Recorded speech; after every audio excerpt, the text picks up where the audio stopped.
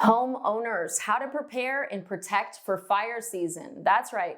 We've already seen huge fires in Spokane, quite a few fires in Los Angeles, California overall, and here we are. We are in the midst of fire season. So as a homeowner, what should you do today? Today, this is an actionable video to make sure that if the worst is to happen, you are prepared, and also suggestions to make it so your house is more defensible and less likely to burn down from a fire in a neighboring area.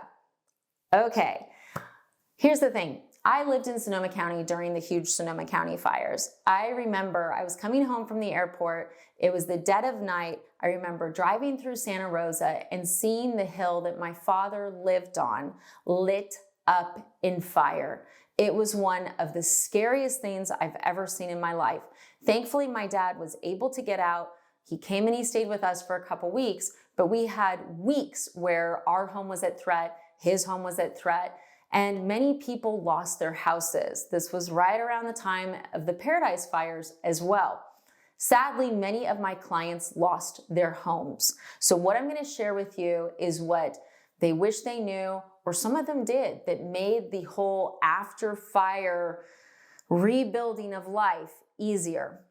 Number one, do this today. I'm telling you guys, I'm being very serious, but I'm telling you, I do this every year. Walk through your house and video everything. I want you to open the closet. I want you to open the drawer. I want you to open the cupboard. And what I want you to do is I want you to name what everything is. You guys can't see it, but there's a mirror right there. Pottery Barn, right? You go through the house and you say, chair, restoration hardware, everything you can think of, name it, but make sure you're showing everything. Open up the drawer in the kitchen. Look, there's 2 can openers, there's 5 spoons, there's this, there's that. Now, do you have to cut all your cutlery? Do you have to count all your cutlery? That's hard, try it. No, but make sure you at least have a video of it, because what my clients found is that after a fire, they had a better chance of getting a higher amount from their insurance if they could itemize. Because if you say to an insurance company, I had a toaster, I had a blender, they're gonna look at what Walmart had. And if you had a Walmart toaster or blender, cool. But they're gonna look for the cheapest toaster and blender possible. They're not gonna go, oh, they must have had a $100 toaster.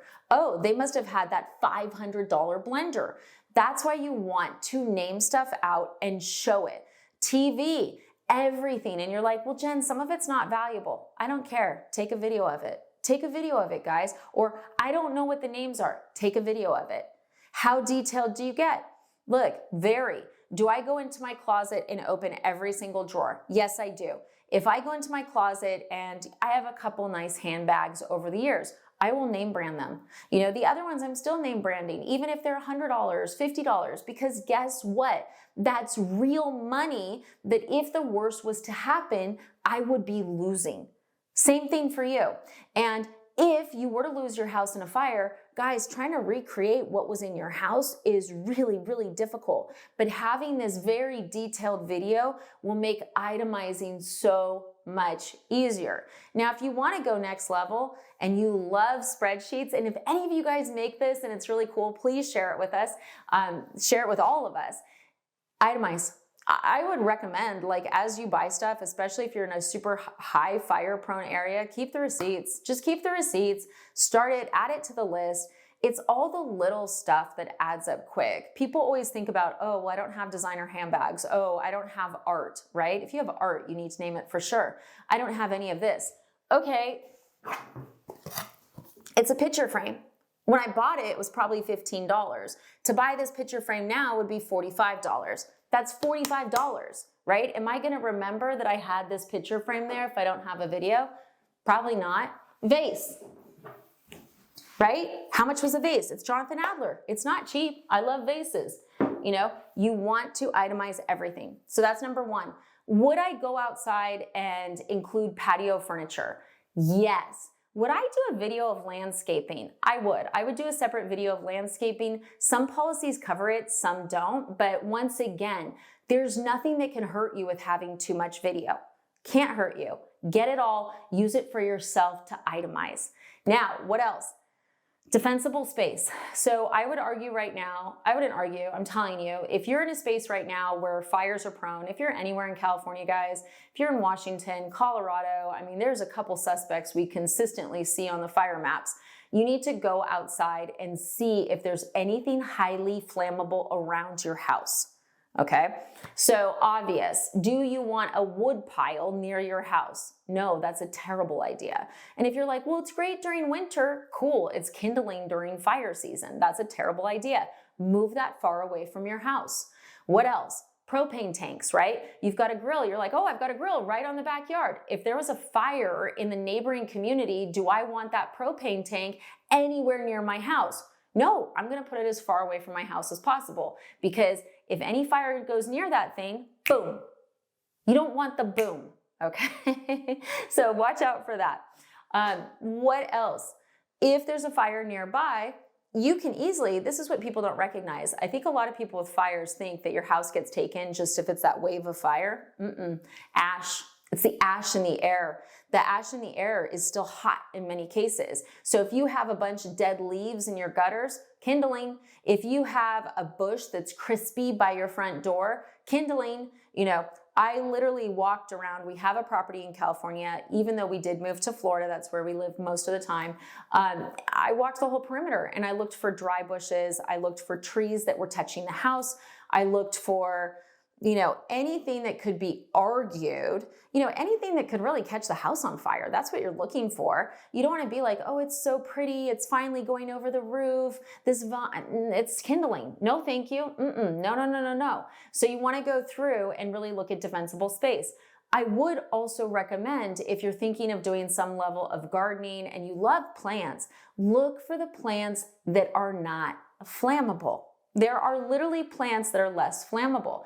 I have a lot of lavender around my house because lavender is less flammable, okay? Now I go even further. I'll go 10, 15, 20 feet away from the property. And look, this depends on your lot size. But if you are in a more rural part, you know, Washington has a lot of rural areas, as does Colorado.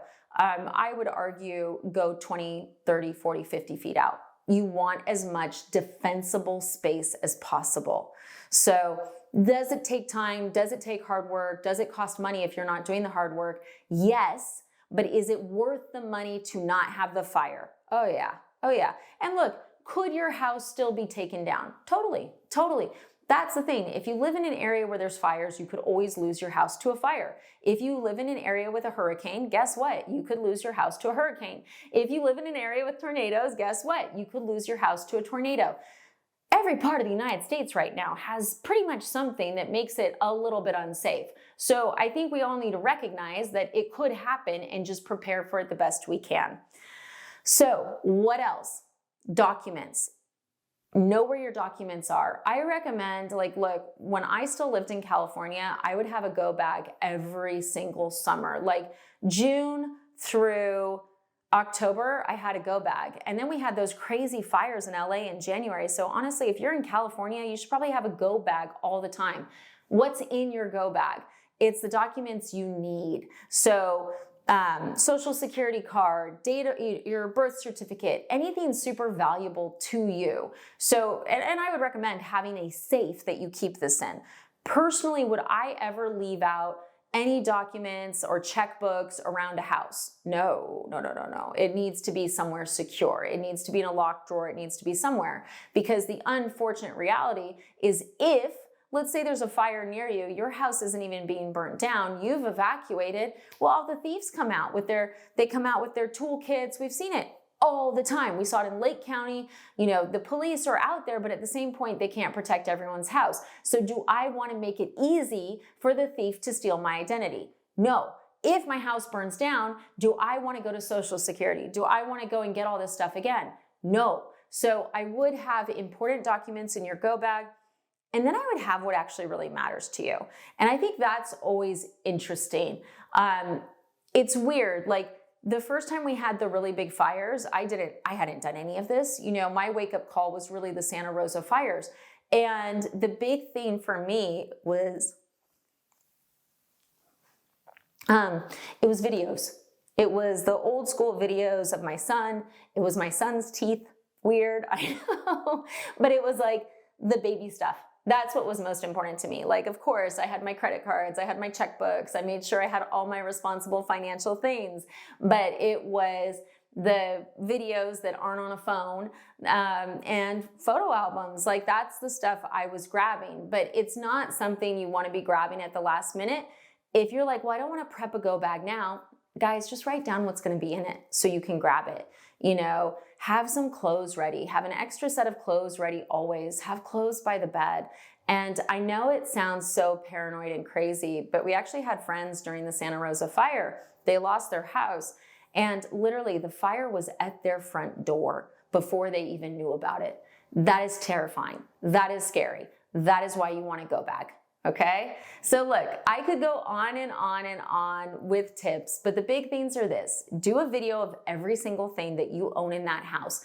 Check the brand, say the brand as much as you can. So important. Defend the house. Make sure that you are not giving the fire an encouraging atmosphere to grow. Protect your perimeter. Go further than your perimeter. Okay? And finally, have a go bag, or at least have written down every single thing that's important to you. Make sure your financial documents are going with you or they are locked away. And make sure that you know what actually matters to you.